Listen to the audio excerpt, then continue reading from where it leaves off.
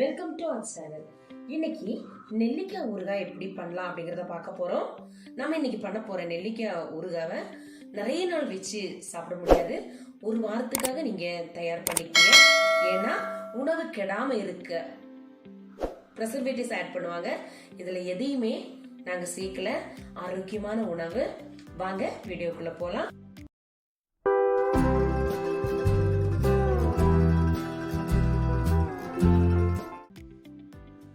நெல்லிக்காய் ஊறுகாய் செய்ய தேவையான பொருட்கள் என்னென்னு பார்க்கலாமா? 1/4 கிலோ நெல்லிக்காய், பெருங்காயம், உப்பு, மிளகாய்த்தூள், உங்களுக்கு தேவையான அளவு பூண்டு எடுத்துக்கோங்க. 2 டேபிள் ஸ்பூன் வெந்தயம் நல்லா ஃப்ரை பண்ணி நைஸாக பொடிச்சு எடுத்து வச்சிருக்கேன். 2 துண்டு இஞ்சி எடுத்து சின்ன சின்னதாக கட் பண்ணி எடுத்து வச்சிருக்கேன்.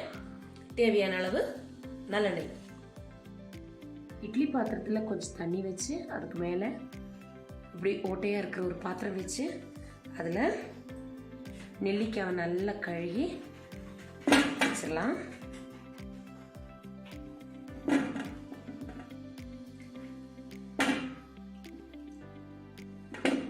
மூடி போட்டு ஒரு 10 நிமிஷம் நல்லா வேக விட்டுறலாம்.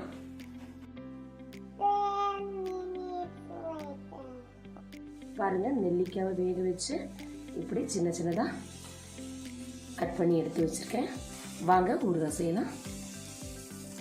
ஊறுகாய் செய்வதற்காக ஒரு பாத்திரம் அடுப்பில் வச்சிருக்கேன். சட்டி நல்லா சூடாயிரட்டும். இப்போ தேவையான அளவு நல்லெண்ணெய் ஆட் பண்ணிக்கோங்க. ஊறுகாய் நல்லா கொஞ்சம் ஆயில் ஜாஸ்தியாகவே ஆட் பண்ணியிருக்கேன். எண்ணெய் சூடாயிட்டு இருக்கு.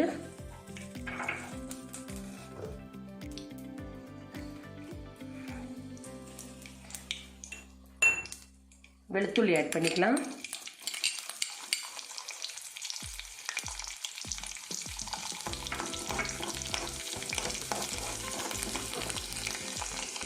அது கூடவே இஞ்சி ஆட் பண்ணிக்கலாம்.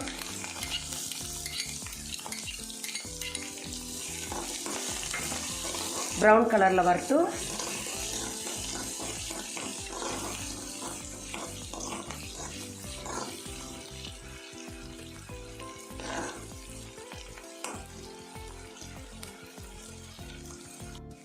இங்கே பாருங்க, நல்ல ப்ரௌன் கலர் வர தொடங்கிருச்சு. இப்போ ஸ்டவ் கொஞ்சம் சிம்மில் வச்சுட்டு ஒரு டேபிள் ஸ்பூன் மிளகாய்த்தூள், உப்பு ஆட் பண்ணிக்கோங்க. 2 டேபிள் ஸ்பூன் உப்பு ஆட் பண்ணிக்கோங்க.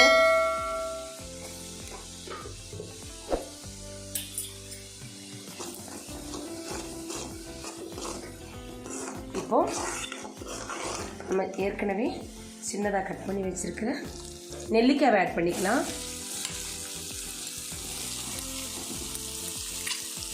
நல்லா கலந்து விட்டுருங்க.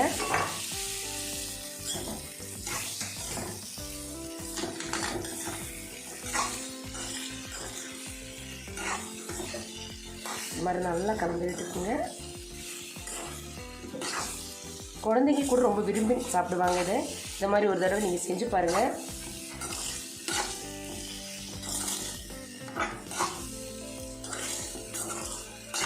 பார்த்தீங்களா? நல்லா மிக்ஸ் பண்ண பிறகு ஏற்கனவே பொடிச்சு வச்சுருக்கோம் இல்லையா வெந்தயம், அதையும் இது கூட ஆட் பண்ணி விட்டுலாம்.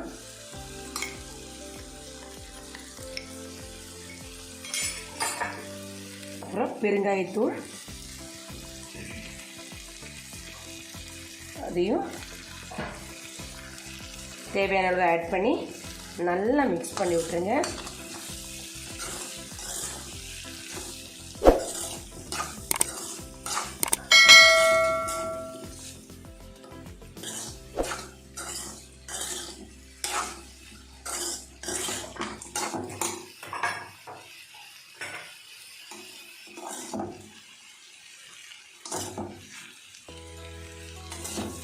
ஒரு பாத்திரத்தில் சர்வ் பண்ணி எடுத்துக்கலாம்.